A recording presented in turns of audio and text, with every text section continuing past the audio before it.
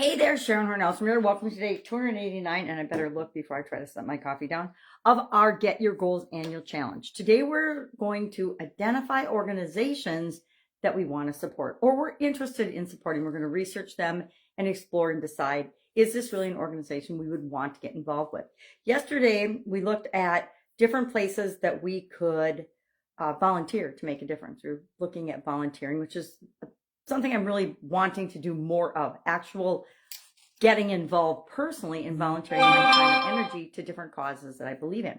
So we explored, and I don't know if you did it or not, but I did. I went to Volunteer Match, I went to idealist.org and allforgood.org. And they're all pretty similar in terms of the opportunities that they show. They have search opportunities, so you can search your geographic area, you can search the cause that you're interested in, and they help to match you with organizations that you might want to volunteer at.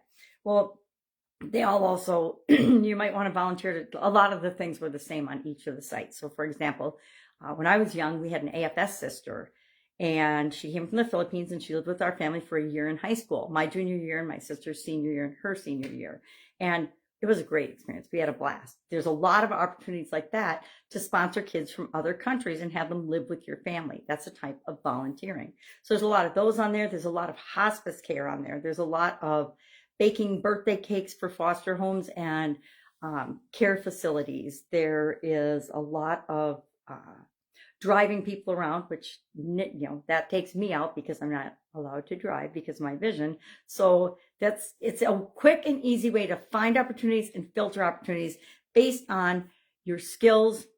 And one of them, I think it was something about light that I found in the All for Good one, where you can actually put your skills in and it'll match your skills to different opportunities that people are looking for, because they're looking for your knowledge and your skills and your abilities, bookkeepers and paperwork and filers and warehouse people and food shelf baggers to get, food ready for families, etc.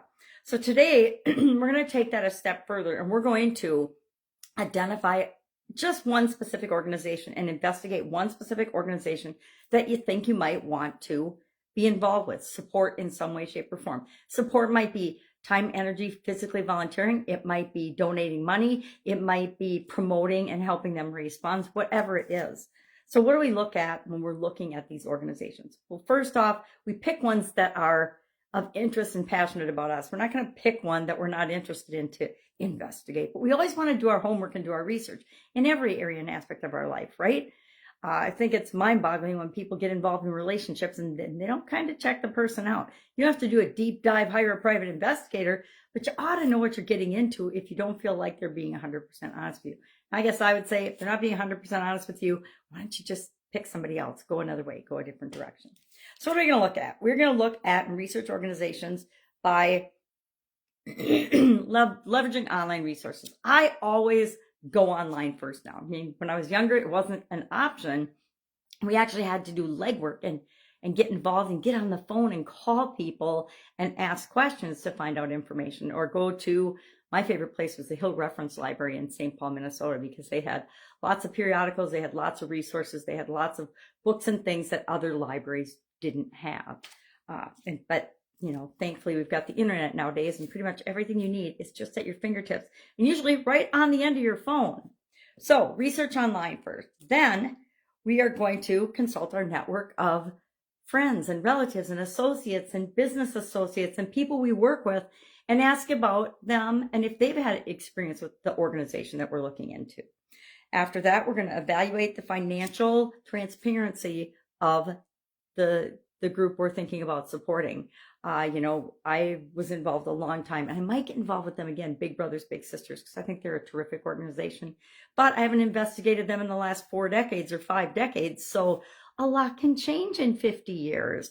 So I would want to look at their financial transparency. Are they reporting? And I'd look at their financial reports just like I would if I was investing in a business. And I would also look at their overhead costs and percentages and ratios to things. There's a lot of charities out there that ask us for money, especially my mom, because she's older than me even.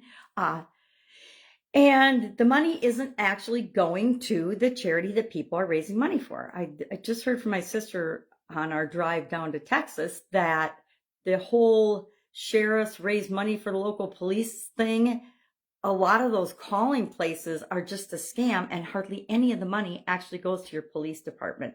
So we checked with my mom because, of course, she had a police department or sheriff's department sticker on her car when we got here. We're like, Mom, where did you donate? And she actually went to the police station because it's right by her housing development and donated there. So we know the money went to them. But we just heard about that big scam. So you have to be careful what you contribute to and what you give your money to. Ensure accountability and by looking at the governance. How is the organization run and structured?